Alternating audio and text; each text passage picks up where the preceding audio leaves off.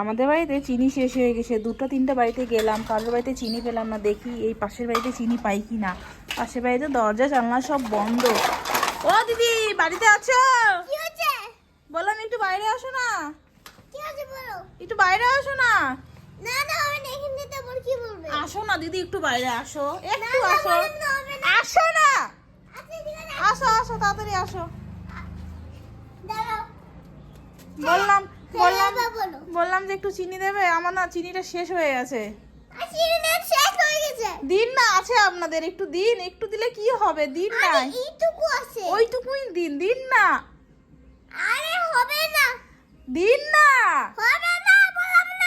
এত ঝগড়া কেন করছেন? আমি আপনার সাথে এত ভালো করে বলছি, আপনি তো রাগদারও দেখাচ্ছেন। একটু চিনি দিন। দিন না।